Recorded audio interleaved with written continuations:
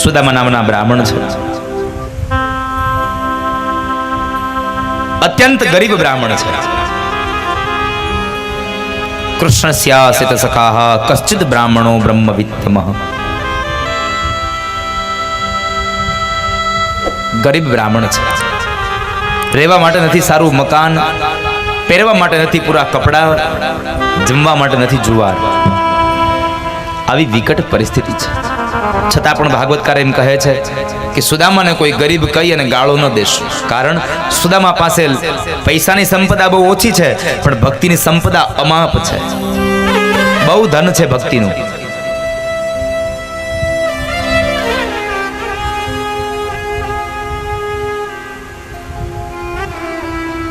અમાપ ધન છે. એની પત્ની સુશીલા નામની એક નારી છે, 2 બાળકો છે.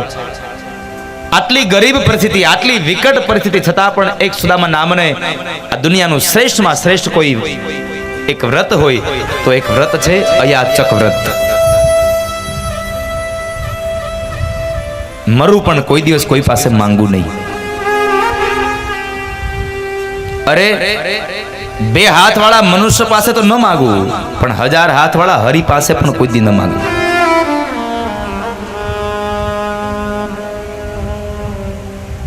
અયાચક વ્રત છે સુદામા બ્રાહ્મણને.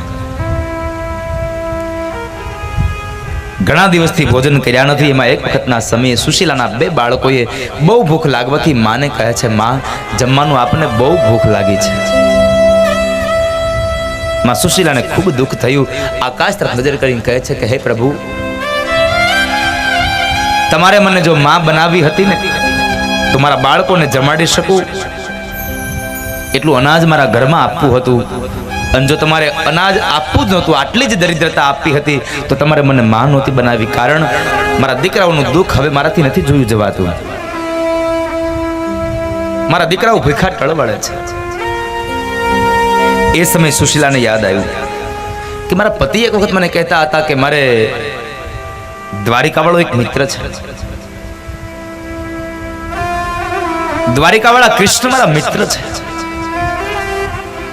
એટલે એને પોતાના પતિદેવ સુદામા બ્રાહ્મણને કહે છે, પતિદેવ તમને યાદ છે તમે મને એક વખત તમારા મિત્રની વાત કરતા હતા? હા સુશીલા, દ્વારિકાવાળા મારા મિત્ર છે. તો જાઓ ને તમે તમારા મિત્રને મળી આવો ને. સુશીલાને ખબર છે કદાચ દ્વારિકાવાળા તો અંતર્યામી છે, અમારો પતિ એને મળવાના બાને જશે ને તો પણ કદાચ પેલો દ્વારિકાવાળો ઓળખી જશે અને ઢંગથી ઓળખી જશે ને એટલે થોડું ઘણું ધન આપશે ને તો મારા દીકરાઓને હું જમાડી શકીશ, ભોજન કરાવીશ. એટલે એ સમયે સુશીલા નારી કહે છે, પતિદેવ તમે જરા જઈ આવો ને, તમારા મિત્રને મળી આવો ને. અરે સુશીલા, તમને તો ખબર છે, તમે તો સમજુ છો અને સમજુને વધારે હું શું સમજાવું. તમને તો ખબર છે કે મારે અયાચક વ્રત છે. મરી શકું પણ કોઈ પાસે માગી ન શકું, યાચના ન કરી શકું, કોઈ પાસે માગી ન શકું. સુશીલા કહે છે, અરે પતિદેવ હું માગવાનું ક્યાં કહું છું તમને? હું તો માત્ર તમને તમારા મિત્રને મળવા જવાની વાત કરું છું. તમારા મિત્રને મળતા આવો અને દ્વારિકાના નાથના તમે દર્શન કરતા આવો. દ્વારિકાવાળાના દર્શન કરવા જવાની વાત કહું છું. અને ત્યારે સુદામા બ્રાહ્મણે બહુ સરસ જવાબ આપ્યો છે, સુશીલા તમે જો મને દ્વારિકાવાળાના દર્શન કરવા જવાની વાત કરતા હોય ને તો મારે એના દર્શન કરવા દ્વારિકા જવાની જરૂર નથી પડતી. કારણ હું પોરબંદરમાં બેસીને મારી આંખો બંધ કરું ને તો પણ મારી બંધ આંખોમાં દ્વારિકાવાળો મને અહીંયા દેખાઈ જાય છે. મારે દ્વારિકા જવાની જરૂર નથી પડતી. પણ સુદામા બ્રાહ્મણે અંતમાં વિચાર કર્યો, મારા લગ્ન થયાને કેટલા વર્ષો થયા પણ મેં મારી પત્નીએ મારી પાસે ક્યારેય કશું માંગ્યું જ નથી સાહેબ. મારી પત્ની કોઈ દિવસ મારી પાસે કશું નથી માંગ્યું.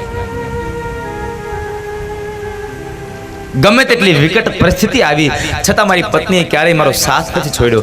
અને એક વાત યાદ રાખજો, આ સ્ત્રીની અંદર કેટલી ધીરજ ભરી છે, કેટલે એનામાં જ્ઞાન ભર્યું છે. એની એક જ વખત પરીક્ષા થાય જ્યારે પરિવારમાં કોઈ વિકટ આવે, કોઈ વિપત્તિ આવે અને એ વિપત્તિના સમયમાં જો કોઈની પરીક્ષા થતી હોય તો એ માત્ર એક ઘરની સ્ત્રીની થતી હોય છે. સુખમાં તો બધાય સાથ આપે, એસી વાળી ગાડીમાં તો બધાય બેહી જાય, પણ પગપાળા હારે જાય ને એ સાચી પત્ની છે. કહેવાનો ભાવાર્થ, જ્યારે દુઃખમાં સાથ આપે એ સાચી સ્ત્રી છે, સાચી પત્ની છે. પત્નીની પરીક્ષા વિપત્તિમાં થાય છે, વિદ્વાનની પરીક્ષા ભાગવતમાં થાય છે, શૂરવીરની પરીક્ષા એ રણ મેદાનમાં થાય છે.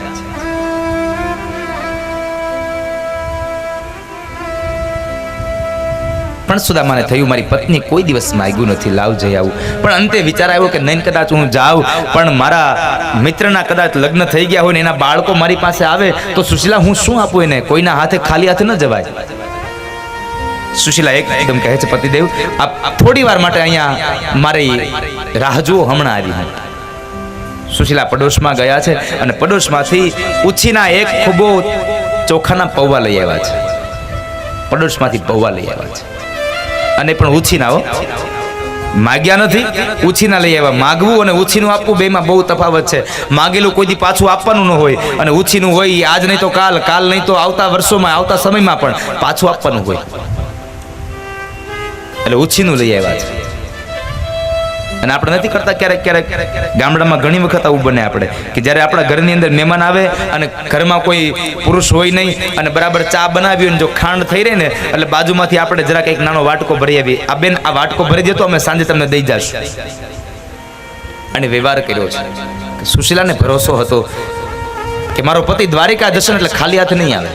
એટલે પડોશમાં જઈને કીધું બેન અમે લઈ આવશું ને ત્યારે તમને પાછા આપી જશું. વાટકી વ્યવહાર કરવો, કોક દિવસ ઉપયોગ થશે.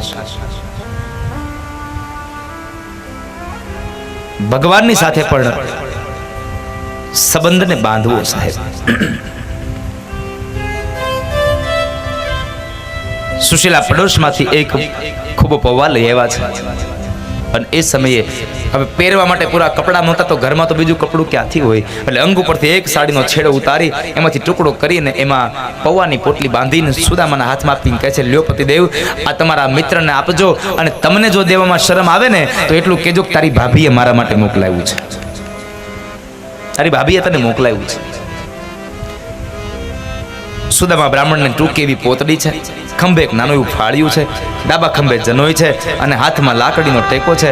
આના વગર ચાલી શકે નહીં, પગમાં પગરખા પણ નથી. એકદમ નિર્ધન બ્રાહ્મણ છે, એકદમ દુબળું પાતળું શરીર છે. સુદામા બ્રાહ્મણ એ પૌવાની પોટલીને લઈને નીકળ્યા છે, દ્વારિકાના માર્ગ ઉપર ચડે છે. પોરબંદરથી જે થોડે પોરબંદરની બહાર ગયા અને થોડે ચાલ્યા ને ત્યાં સુદામા બ્રાહ્મણ થાકી ગયા છે, કારણ કેટલા દિવસથી ભોજન નથી કર્યા, થાકી ગયા છે. થાકને લઈ અને સુદામા બ્રાહ્મણે એક વૃક્ષના છાયા નીચે તેઓ આરામ કરવા બેઠા છે. પોતે લાંબા થઈને સુતા છે ને વિચાર કરે છે, હું દ્વારિકા પહોંચીશ કે નહીં પહોંચું, ક્યારે પહોંચીશ. આ વિચારમાં ને વિચારમાં નિંદ્રા આવી ગઈ અને આ બાજુ દ્વારિકાવાળાને ખબર પડી કે સુદામો દ્વારિકા જાય છે. એટલે ગરુડજીને આજ્ઞા થઈ, ગરુડજી બરાબર ભગવાનની આજ્ઞા પ્રમાણે સુદામા બ્રાહ્મણને ઉપાડી અને દ્વારિકાની બહાર એક વૃક્ષ નીચે પધરાવ્યા અને ગરુડ જતા રહ્યા છે. વળી ઘણો સમય થયો પછી સુદામા જાગ્યા છે, જાગીને વળી પાછા ચાલતા થયા. થોડું ઘણું ચાલ્યા ને ત્યાં જ બરાબર સામે એક નવું શહેર દેખાય છે, નવી નગરી દેખાય છે. આ નગરીને જોઈ અને સુદામા બ્રાહ્મણ વિચાર કર્યા કયું શહેર આવ્યું હશે, કયું નગર હશે. આગળ ચાલ્યા બરાબર વટે માર્ગુ સામે મળ્યા ને એટલે વટે માર્ગુને પ્રશ્ન કર્યો કે હે ભાઈ આ કયું શહેર છે? અરે ભૂદેવ આ તો દ્વારિકા છે. દ્વારિકા છે? આશ્ચર્ય પામી ગયા કે આટલું જલ્દી મારું દ્વારિકા આવી ગયું. ન હોય, આટલું જલ્દી દ્વારિકા ન આવે. ભરોસો ન બેઠો એટલે વળી આગળ ચાલ્યા, વળી આગળ વટે માર્ગો મળ્યા. એને પ્રશ્ન કર્યો હે ભાઈ આ કયું શહેર છે? અરે ભૂદેવ આ તો દ્વારકા છે. અતિશય આનંદ થયો, દ્વારિકા આવી ગયું. તો ભાઈ મને બતાવો ને દ્વારિકાના નાથનો મહેલ ક્યાં છે, આમાં એની હવેલી ક્યાં છે? જુઓ ભૂદેવ સામે 52 ગજની જે ધોળી ધજા ફરકે ને બસ એ જ હવેલી ભગવાન દ્વારિકાના નાથની છે. ધોળી ધજાને જોઈ અતિશય આનંદ થયો. 52 ગજની ધજા ફરકે છે ભગવાન દ્વારિકાના નાથના હવેલી ઉપર.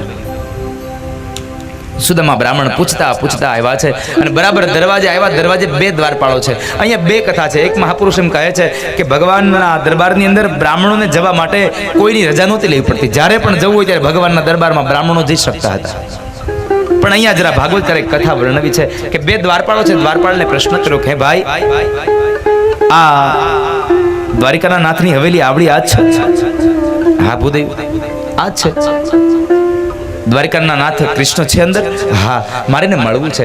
મહારાજ, અત્યારે અંદર નહીં જવા દેવાય, બપોરનો સમય છે. તમારે દાન જોતું હોય તો હું દાન આપી દઉં, તમારે જે જોઈતી હોય દક્ષિણા આપી દઉં. અરે ભાઈ, હું દક્ષિણા લેવા નથી આવ્યો, હું તો કૃષ્ણને મળવા આવ્યો છું. મારે મળવું છે, મારે દક્ષિણા નથી જોઈતી. ભૂદેવ, પણ અંદર નહીં જવાય અત્યારે. બધા આવું જ કહે છે, મારે દક્ષિણા નથી જોઈતી, મારે તો મળવું છે. મળવા જવા દઈએ ને એટલે અંદરથી માગીને લાવે.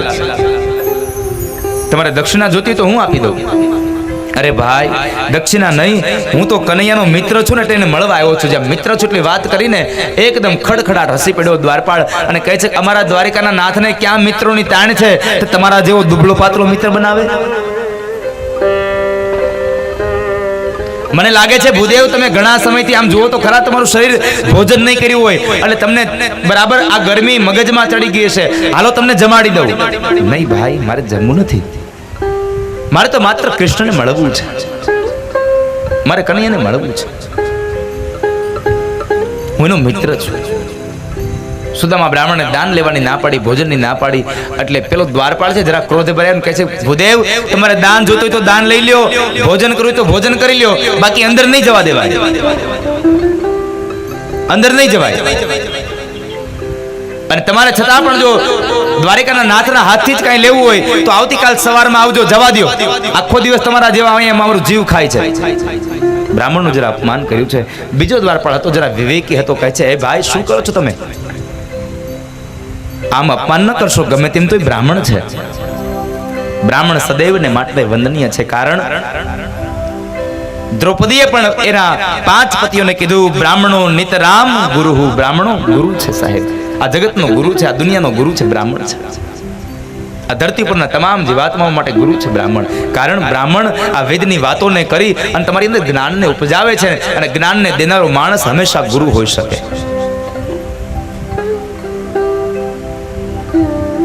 બ્રાહ્મણ વંદનીય છે, અપમાન ન કરશો.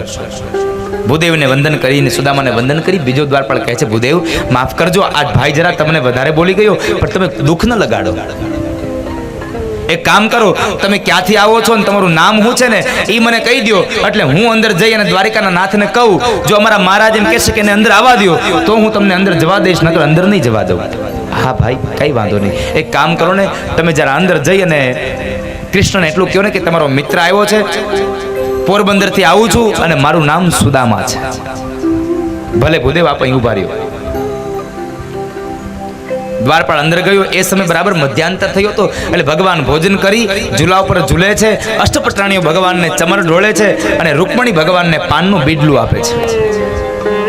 ભગવાન પાનનું બીડલું ખાવા જાય ત્યાર પહેલા દ્વારપાળે આવીને સમાચાર આપ્યા, મહારાજ, એક સમાચાર હતા એટલે મારે આવવું પડ્યું છે. એ સમાચાર આપણને કહેવા જરૂરી હતા. અરે ભાઈ, બોલો ને, શું વાત છે? આંગણે ઉપર આપણે કોઈ ભૂદેવ આવ્યા છે. દુબળું પાતળું શરીર છે, પહેરવા માટે પૂરા કપડાં નથી, શરીરમાં લોહી છે નહીં, ઘણા દિવસથી ભોજન ન કર્યા હોય આવું અમને લાગે છે. અરે તો ભાઈ, એને ભોજન કરાવી દો. અરે મહારાજ, અમે ભોજનની વાત કરી પણ ભોજન કરવાની ના પાડે છે. મારે ભોજન નથી કરવું. એ ભોજન કરવાની ના પાડે છે.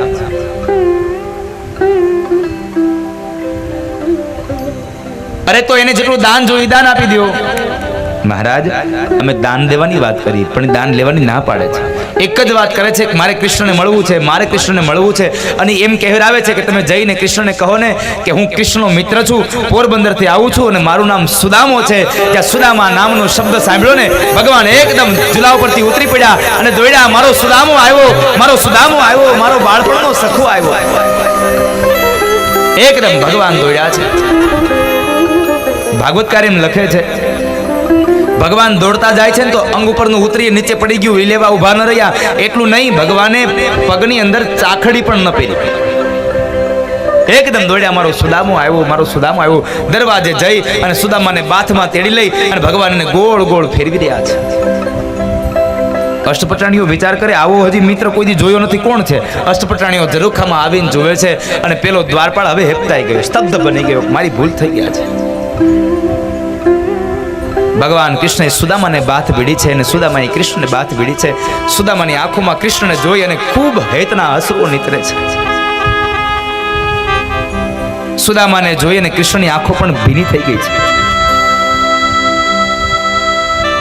હૃદય એકદમ પ્રસન્ન બની ગયું. સાહેબ, કેટલા સમય પછી સુદામાને જોયો છે.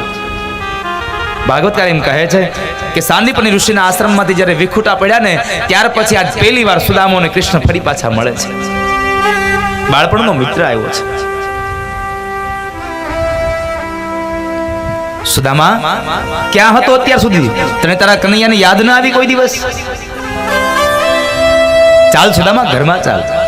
ભગવાન એનો હાથ પકડીને લઈ જાય છે ને એ સમય પેલા દ્વારપાળે બે હાથ જોડી સુદામાને પ્રાર્થના કરે છે, ભૂદેવ, મારી ભૂલ થઈ, હું ન બોલવાના શબ્દો તમને બોલી ગયો છું, મને માફ કરજો. મારી ફરિયાદ ન કરતા, નહીં તો મારા છોકરાઓ ભૂખ્યા ટળવળશે, મને આમાંથી કાઢી મૂકશે. અને ત્યારે સુદામા બોલ્યા છે કે ભાઈ, ચિંતા કરો માં, હું અહીંયા કોઈની ફરિયાદ કરવા નથી આવ્યો, હું તો મારા મિત્ર કનૈયાને મળવા આવ્યો છું, મારે કોઈની ફરિયાદ નથી કરવી.